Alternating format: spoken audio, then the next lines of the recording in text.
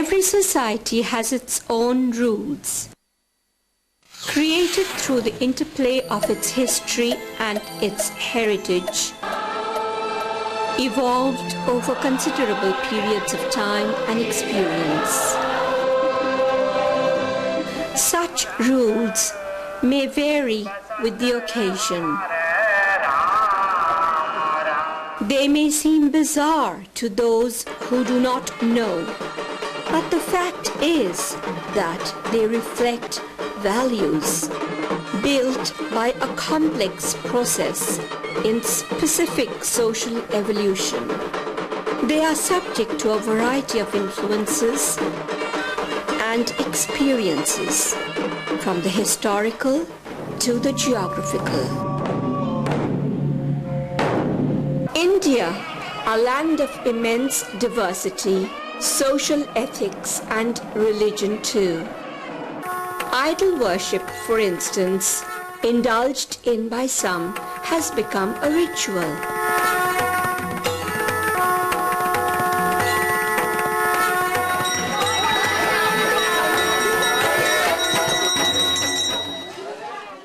Nature worship is prevalent amongst some of us.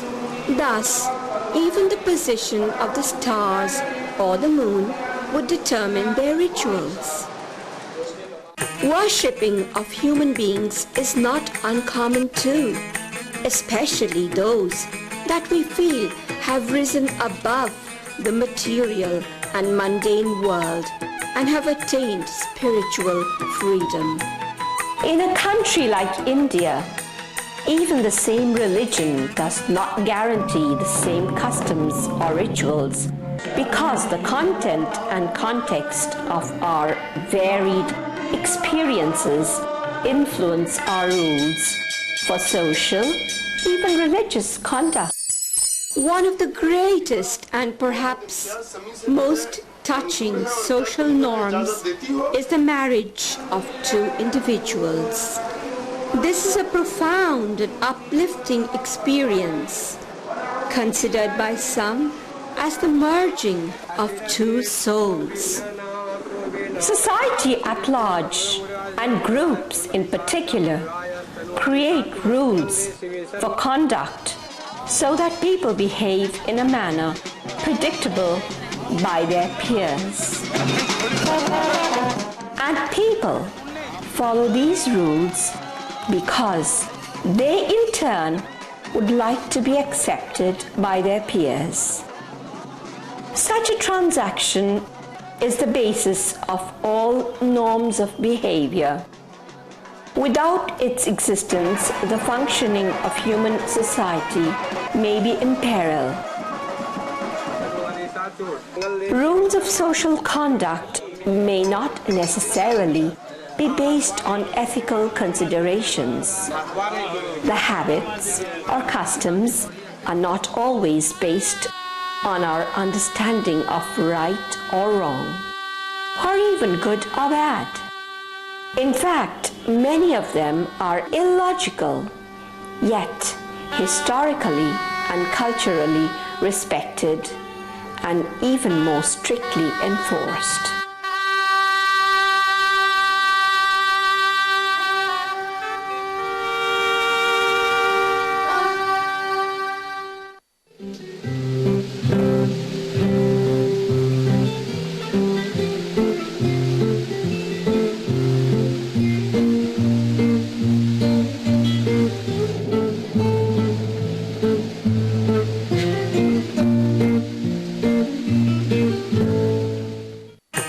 When these rules are written down, they become law.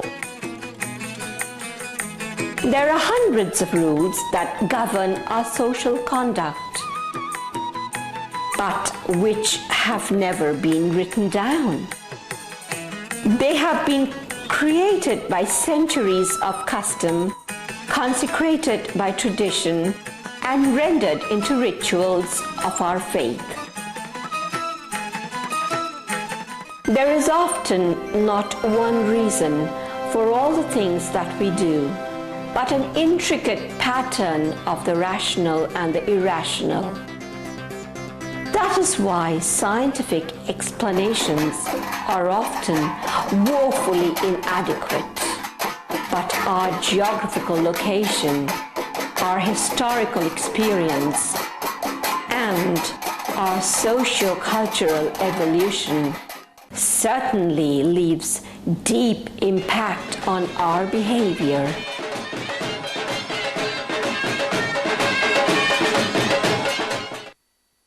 The end of our worldly existence. Even here, we find great diversity in the manner in which we say our ultimate goodbyes. Some of us bury our dead and leave their names on tombstones. Some create mausoleums in the memory of the dear departed, some of which are simple stones, while others are marvels of architecture. Some of us even burn their dead.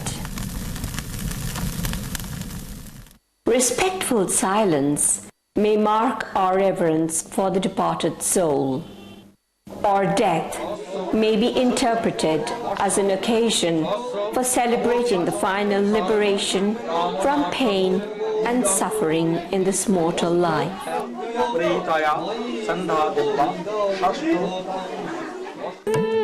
We learn from habit. We learn by watching. We learn also by imitating. Yes, it is the way we learn our mother tongue. Very often, we perform acts according to these rules without giving a thought to its reason or its content. It is by force of habit. It is the way in which we also get to belong to our community and to our society. Those of us who are unable to follow these rules for one factor or another find themselves isolated and may be seen even as a danger to society. We who follow rules know how important it is in our social transactions and in the perception that we create amongst people all around us.